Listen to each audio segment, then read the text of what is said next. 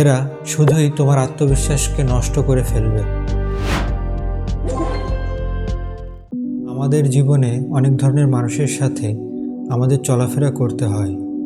প্রতিনিয়ত মিশতে হয় বিভিন্ন স্বভাবের মানুষের সাথে। এদের মধ্যে দুই রকম মানুষ দেখা যায়। প্রথম দলে রয়েছে যারা সম্ভাবনার বার্তা নিয়ে আসে, আরেক দল আছে যাদের কোনো কিছুই পছন্দ হয় না। প্রথম দলের মানুষেরা তোমার বেশিরভাগ কাজকে পছন্দ করবে এবং তোমার সকল কাজেই উৎসাহ দেবে। আবার অন্য দলের মানুষ যারা, তারা সব কাজেরই খুঁত বের করবে। নতুন কোনো কিছু করতে গেলে তোমাকে নিরুৎসাহিত করবে। যদিও মানুষ চেনা খুবই কঠিন। নিজের সফলতা এবং উন্নতির জন্যে কিছু আচরণের মানুষের থেকে তোমার সাবধান থাকাই ভালো, কারণ এরা শুধুই তোমার আত্মবিশ্বাসকে নষ্ট করে ফেলবে। এদের মধ্যে প্রথম বৈশিষ্ট্যের মানুষ হলো যারা জীবনের নেতিবাচক দিকগুলোকে বেশি ফোকাস করে। তাদের কাছে কোনো কিছু সম্পর্কে বললে তারা এগুলোর মধ্যে কোনো না কোনো খুঁত বের করবেই, যেন কোনো কিছুতেই তারা সন্তুষ্ট নয়। ভালো জিনিস দেখলেও তারা বলবে এটা আবার একটু বেশিই ভালো। এদের কাছে কোনো পরামর্শ চাইতে গেলে মনের উৎসাহ তো বাড়বেই না, বরং কমে যাবে। এমনকি কাজ করার আগ্রহ নষ্ট হয়ে যেতে পারে। তাই এই ধরনের মানুষদের সাথে না মেশাই ভালো। দ্বিতীয় ধরনের মানুষ হলো যারা সমালোচনা করতে পছন্দ করে। তাদের এড়িয়ে যাওয়াই ভালো, কারণ সমালোচনাকারীরা যে কোনো মানুষের খারাপ দিকগুলোকেই বেশি করে ফুটিয়ে তোলে। তার ভালো গুণ থাকা সত্ত্বেও খারাপ দিকগুলোর দিকেই সে বারবার ফোকাস করে, এমনকি সবার কাছে সে খারাপ দিকগুলোই বলে বেড়ায়। এরা তোমার পছন্দ নিয়ে বিচার করতে বসবে। এদের সাথে থাকলে তোমার যে কোনো সিদ্ধান্ত নেওয়া খুব কঠিন হয়ে যেতে পারে।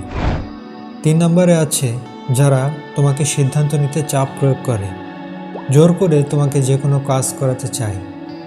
এই ধরনের মানুষের সাথে চললে তোমার যে কোনো ধরনের সম্ভাবনাময় কাজগুলো নষ্ট হয়ে যেতে পারে, কারণ মানুষের মন এরকমই যে আশেপাশের মানুষজন যা বলে মানুষের মন সেগুলো দ্বারা প্রভাবিত হয়। কিন্তু মনে রেখো, অন্য কারো চাপে পড়ে সিদ্ধান্ত নিলে সেটাতে ভুল হওয়ার সম্ভাবনাই বেশি। তাই যারা তোমাকে সিদ্ধান্ত নিতে প্রভাবিত করতে চায় বা চাপ প্রয়োগ করে তাদেরকে এড়িয়ে যাওয়াই ভালো।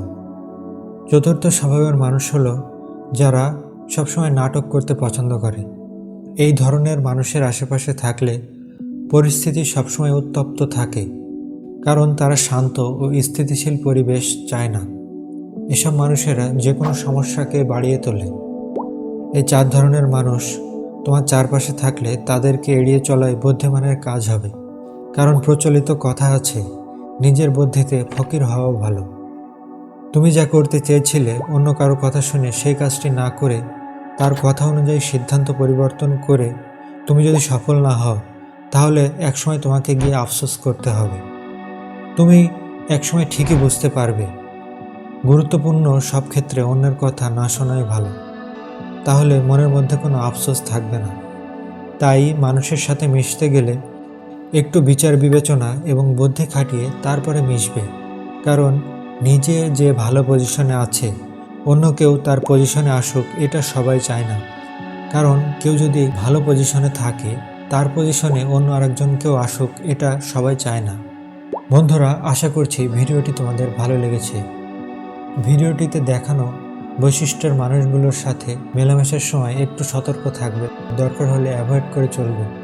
কারণ তুমি জীবনে যা কিছুই করো না কেন, সব শেষে সবাই তোমার সফলতা এবং উন্নতিটাকেই দেখবে, কারণ কেউ ব্যর্থ মানুষকে পছন্দ করে না। তো বন্ধুরা, ভিডিওটি যদি ভালো লেগে থাকে তাহলে ভিডিওটিতে লাইক দাও। চ্যানেলে নতুন হলে অবশ্যই চ্যানেলটিকে সাবস্ক্রাইব করো। নতুন ভিডিও দেখার আমন্ত্রণ জানাচ্ছি।